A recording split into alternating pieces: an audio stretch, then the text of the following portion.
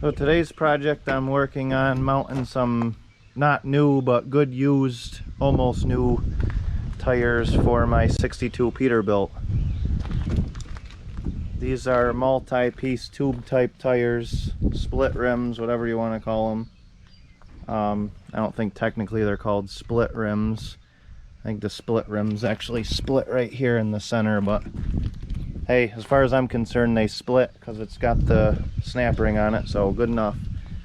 So what I have to do is, I had a 1.5 Army truck that had a 6-lug bolt pattern. It's got these 1120s on it, and my Peterbilt has the 10 bolt pattern.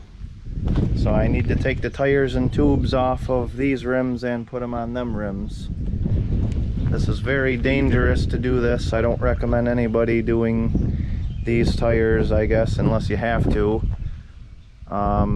Yeah, eventually I'm going to switch out to tubeless tires, but I'm going to put a different axle in the Peterbilt before I do that with hub piloted wheels. So watch my other videos and you'll get filled in on what I'm going to do with that. This video is basically about just switching, changing these split rim tube type tires, and a safe way to do it, how I do it, the safest way to do it with what I have to work with. So I'm going to start by breaking the beads down on these.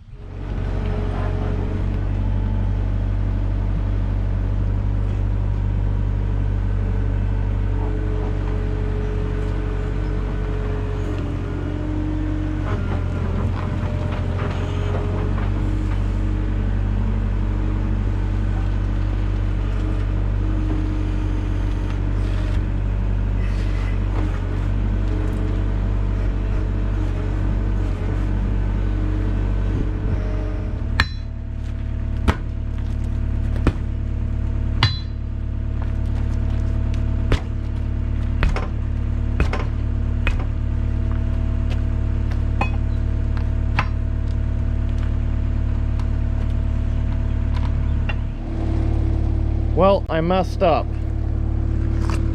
I was trying to break the bead with the forks, trying to push the skid steer forks down in the bead here, and I slipped and it went right through the tire. That sucks. So don't try that. These things are an absolute pain in the ass. I worked on this bead for about a half hour in the skid steer and I didn't even make any headway. So, I don't know. Throw these things right in the trash where they belong. So, I'm gonna do plan B here, so we'll get to that. Alright, so plan B here is I got these Goodyear G177, which is still an 1120. It's just got a lot more aggressive tread on it compared to the 286, which isn't really the greatest for a steer tire, but it's better than what's on the truck now. So this one here, I've had these tires for years. I dismounted the snap ring for some reason, probably to dismount it and put it on a 6-lug rim for the deuce I had. But for some reason I never finished it, so I'm gonna put the snap ring back on this one. This other one here I got mounted on a 6-hole rim. I did these probably 5-6 years ago, so I can't imagine these are going to be too hard to break back down.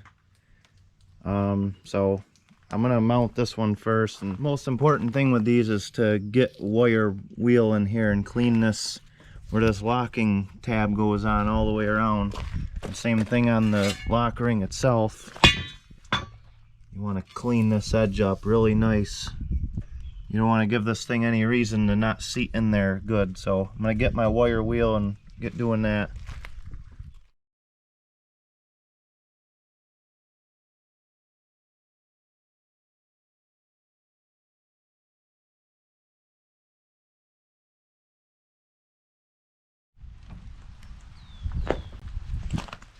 Alright, so I got the two edges of the snap ring all cleaned up here.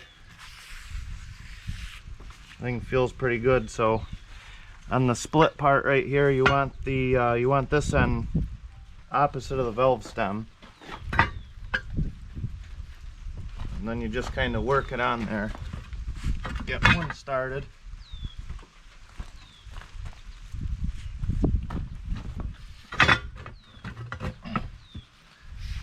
Just work it on all the way around. A lot of times a hammer helps.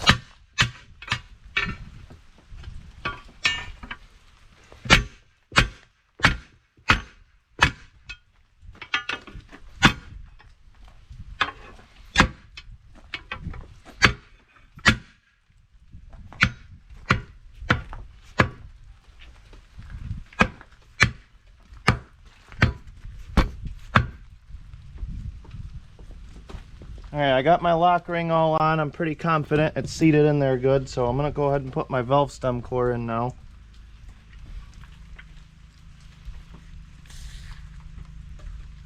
Spray a little WD-40 in that hole.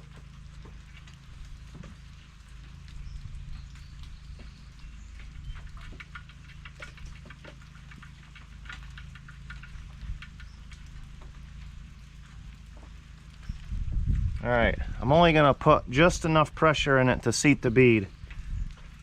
I'm not going to fill it up any more than like 5 or 10 psi at this point.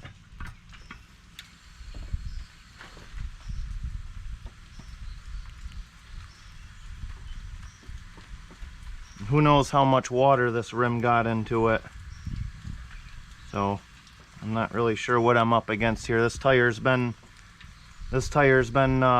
without this ring on it and flat for quite a while, so I'm not really sure what I'm up against here. You can see it's starting to seat.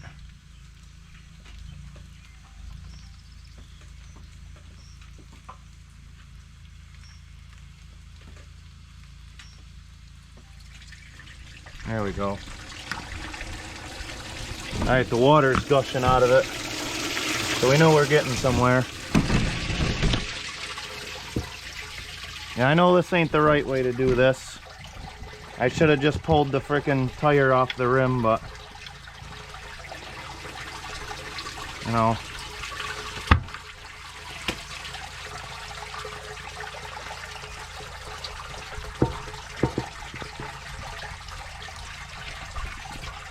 This thing's got a lot of water in it.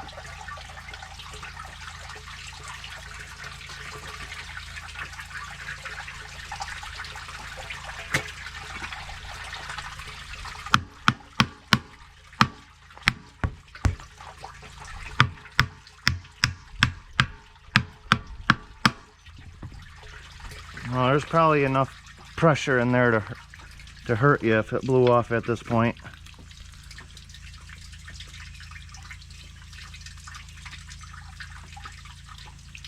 I mean, there's probably not even 10 pounds in this thing.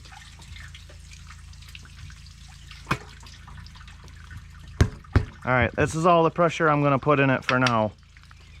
So let's move on to the next one, and then I'll show you what I do to air them up to their actual pressure. Alright, got the 6-hole rim all ready to get the bead broke on. So let's see how hard this one's going to be, how hard of a time it's going to give us.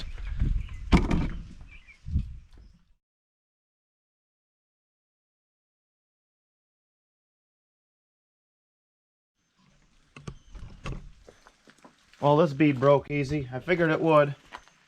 I wouldn't have put it on time lapse if I would have known how easy that was going to be. So now the next step is to get the tire down below the snap ring. You know, there's a tool for this. I actually have the tool. You think I could find it? Hell no. So you get in here and pop this thing up.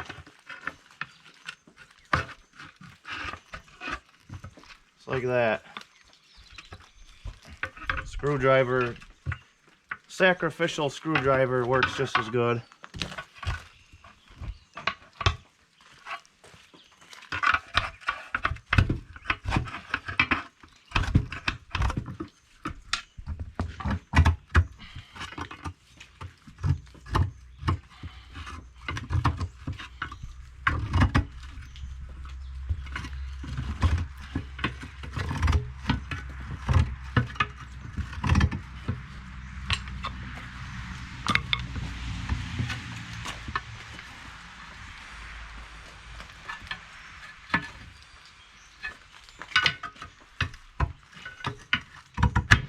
tool makes this a lot easier, which pry bar works as good anyway.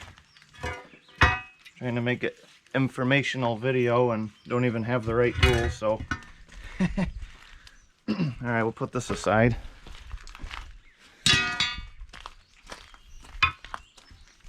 You gotta flip the tire around and do the same thing.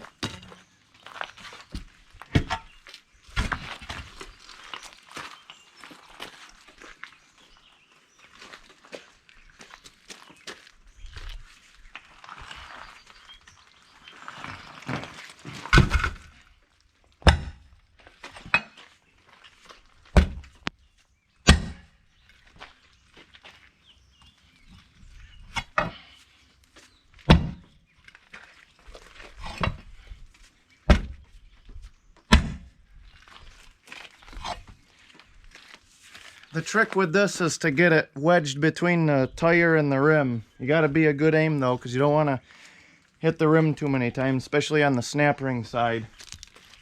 It's been a long time since I've done one of these tires.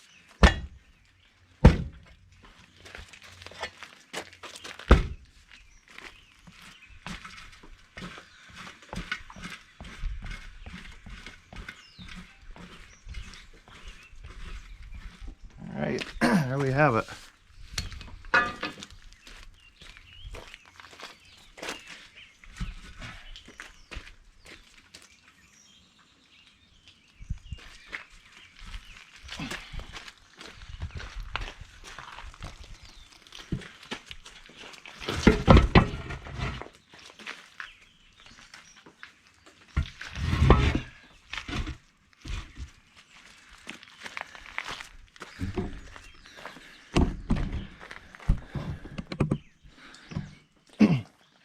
If you got a couple buddies to help, you could just lift this rim right out, or if you're stronger than me. I could do it, but I got a machine to do otherwise, so.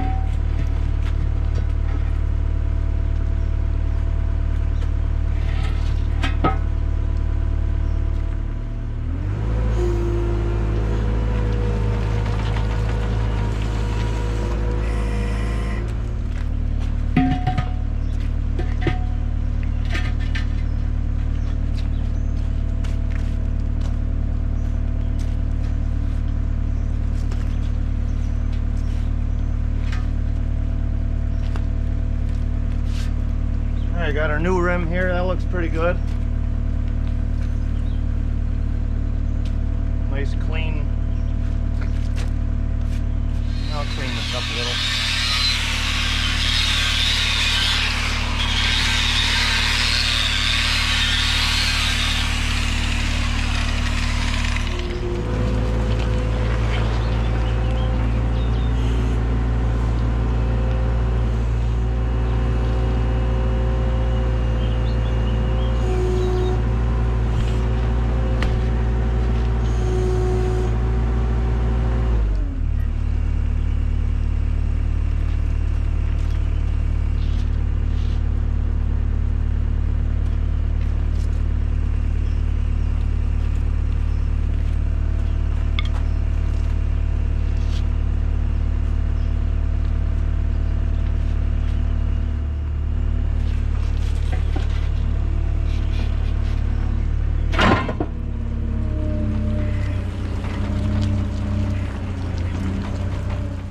Yeah, there we go. It's a lot easier when you got a machine to help you. So you see how the valve stem has a slot. You got to kind of bend the valve stem down and get it started. Kind of before the tire goes over this lip here. But we got her on. So I'm going to clean this other snap ring up like I did, and we'll get that put on.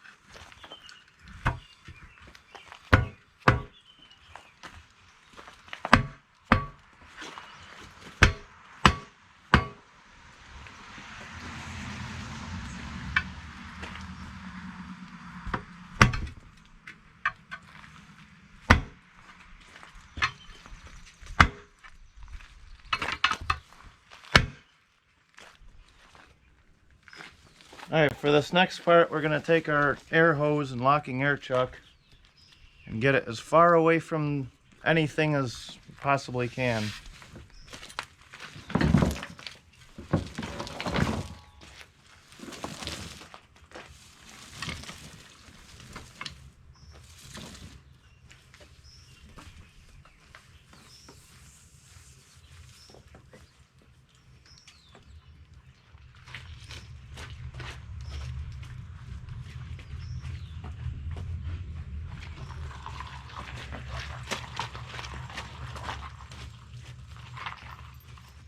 Alright, so the real guys have a tire cage. That's what you should do. That's what I have.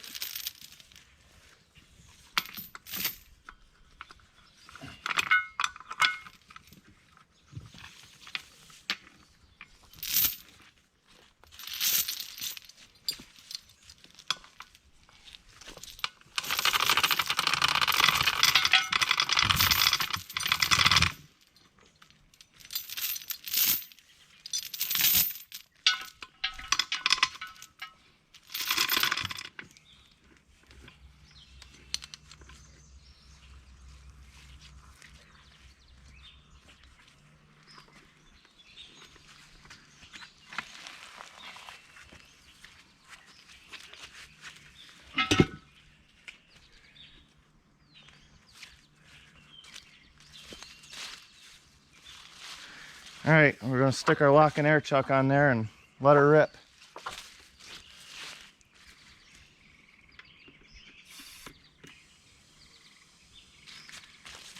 Of course we're going to get back. I'd leave you guys there, but if something crazy happens, I don't want my camera getting broke. Can't afford to buy a new one. So we'll be up here.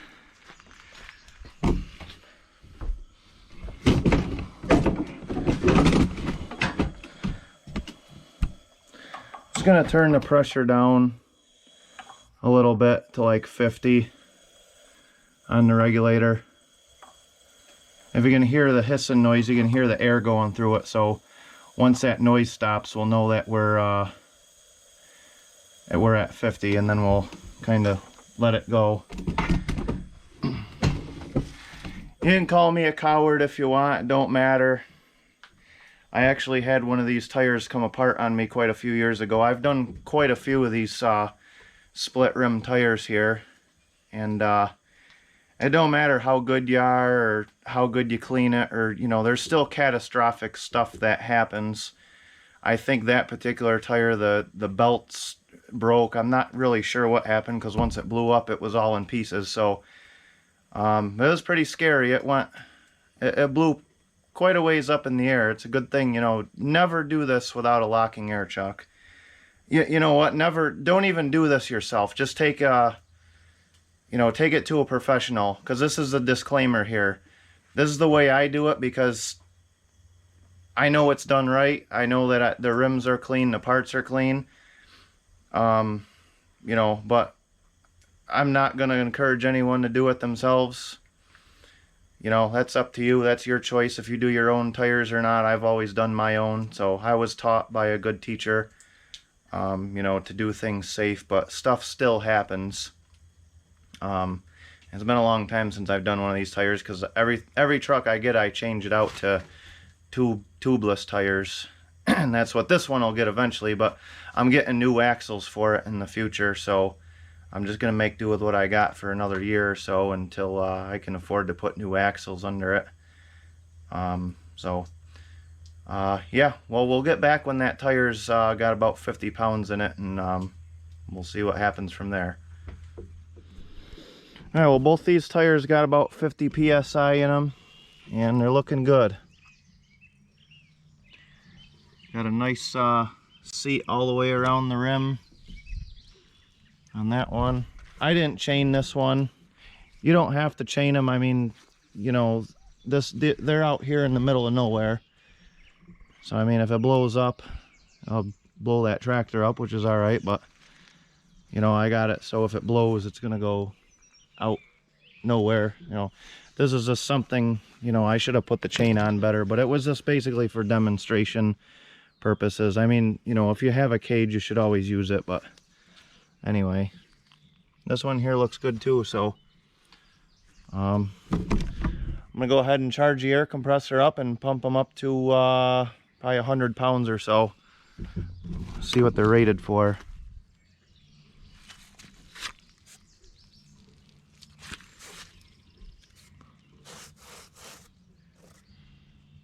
Right here, they're rated for 120 psi, so pump them up to like 90 or 100, and if they hold together, they should be pretty good. So get back when that's done. Well, here it is the next day. These tires sat overnight with 100 psi sitting in them. Everything still looks good. Rings are nice and seated on there. They still got 100 pounds in them, so confident that they're safe at this point. So I got the old girl jacked up here. You can see these tires. I don't know how good you could see it, but these are pretty dry checked. I mean, they're not horrible, but the biggest thing about these tires is their bias ply and the way the tread is. They're not made for a steer tire, and they handle like shit on this truck. So you know, those ones there are steel belted radials. I do know that, at least I'm pretty sure anyway. So I'm thinking those will handle better than these anyway, until I get a new axle and some tubeless tires. So let's go ahead and get this off. Yeah, one more thing before, every time you jack your truck up, you should always move the wheel. And I see that I got an issue right here. There's a little bit of play in it, which I can already see. It's the bearings are probably a little loose, so I'm going to address this.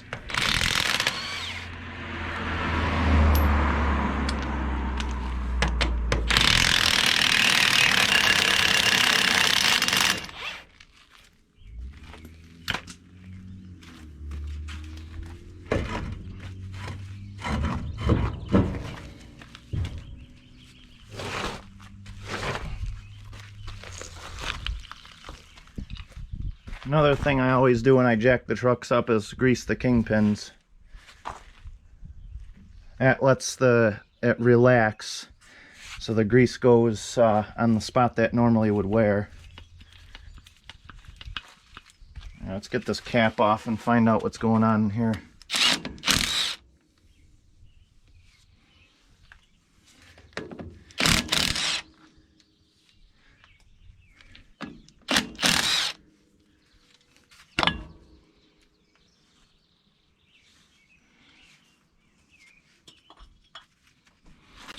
Alright, find out where my lock tab is on this.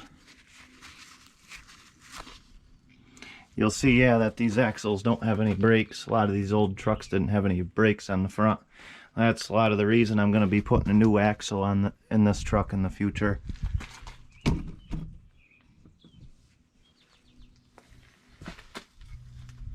Pretty sketchy when you go to stop and don't have any front brakes. So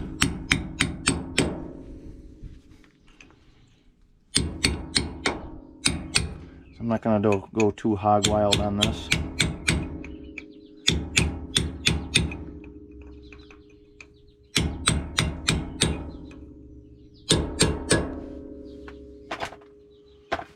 Okay.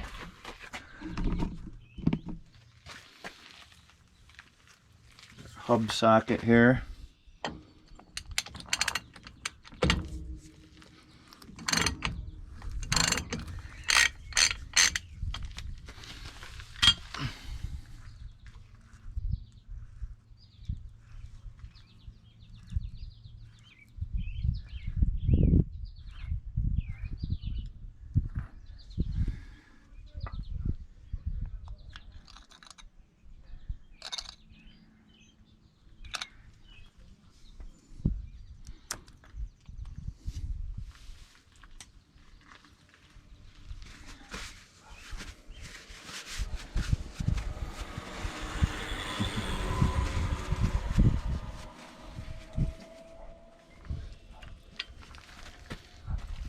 Alright, normally I would suggest taking these off and repacking them, but I repacked these about 5 years ago.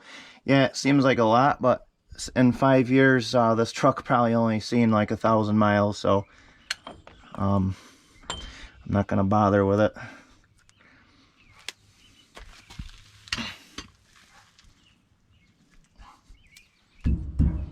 And these don't have to be super tight.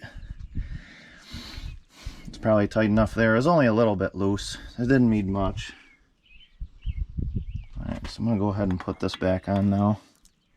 I did grab one more notch on this locking plate, so that's all I need. Put that back on. Put our nut back on. These don't like to be tight. You're actually better running them a little loose than too tight.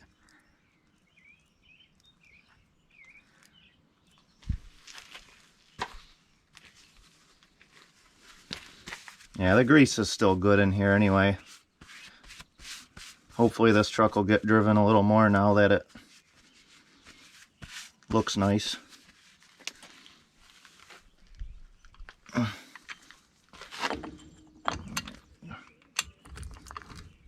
Tighten this back up.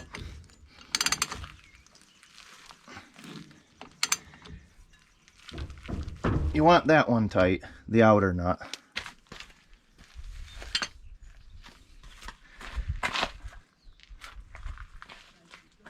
Let's go ahead and get our pin or our flap folded back down to lock the nut.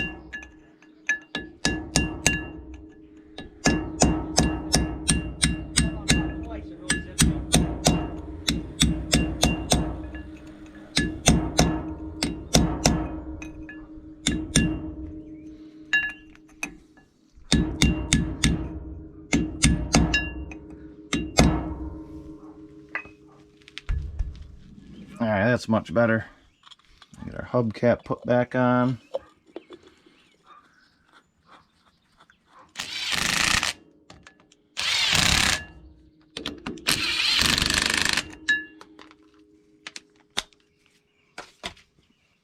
Alright, ready to put our wheel on now. Alright, these are heavy tires, probably 250 pounds or so a piece, or whatever, I don't know. They're heavy. You don't have to lift anything. So take your pry bar, set it down right in the middle of the tire. Roll your tire right on top of it.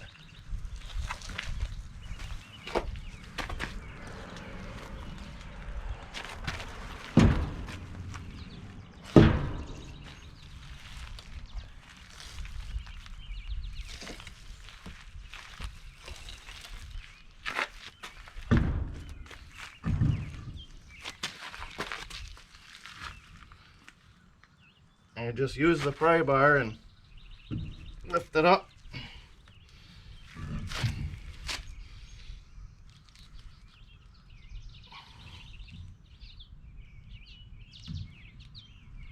There you go. When I was younger, I used to grab these tires and lift them on there, but I work a little smarter nowadays. I realize that my back does wear out. Alright, another thing on these old trucks right here. The passenger side of the truck, the right side, the lug nuts are righty-tighty, lefty-loosey, just like you're used to. On the driver's side, or the left side, they're righty-loosey, lefty-tighty. So, the first old truck I've ever had was a 1970 Army truck, M35A2, and I couldn't get the lugs off on the driver's side, and I couldn't figure out why, so I went out and bought a big honking impact gun 1-inch drive jackhammer one. I still have it, and I broke the studs off, and then I bought new studs for it. And when I went down to pick the studs up, they said, well, they're reverse thread. Oh, okay. Now, mind you, the Army truck didn't have studs this big on it. They were like half the size, you know, they were like the size of my finger. These ones here are bigger than my thumb. I don't think you can bust those off, but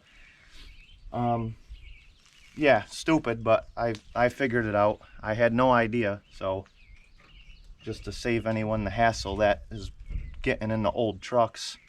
If you can't get the wheels off on the driver's side, that's probably why.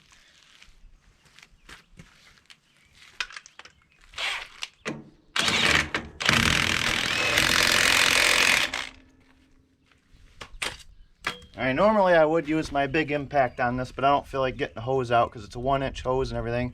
It's not really worth it just to do a couple tires.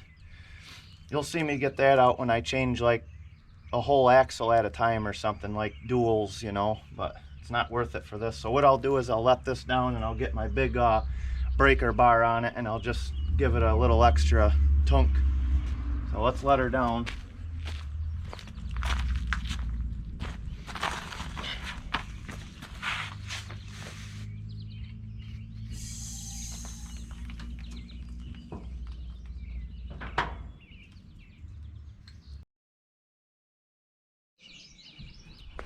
Alright, I got my 1.5-inch socket, 3/4-inch drive, and I got my cheater pipe. So another little trick I want to show you is that it works good on these old trucks with the reverse thread on the driver's side. So you see what I did is I got the wheels turned just a little bit. I got them turned this way to the right. You'll see on this one here. So I just want to show you real quick all the little stupid tricks I learned over the years. So when you're tightening these with a bar, usually you don't have to loosen them with a bar. I mean, sometimes, depends on the truck. So if this wheel was straight, this pipe would be over here rubbing into my fender. Rubbing into my fender and bumper and stuff. So now you got plenty of room. So on the other side, it works good on these trucks.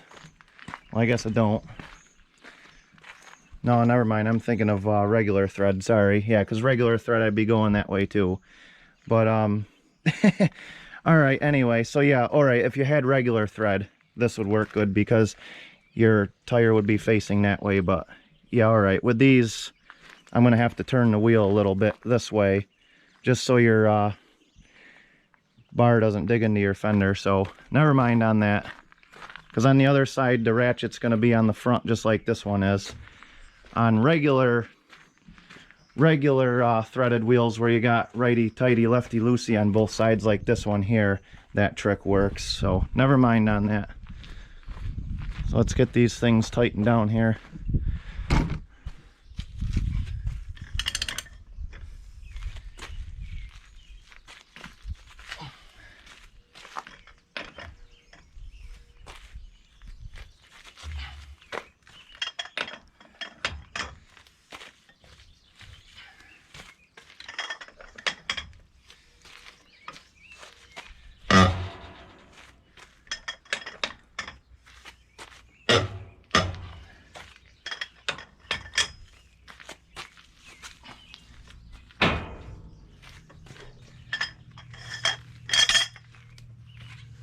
All right, there we are. I'm gonna go ahead and do the other side.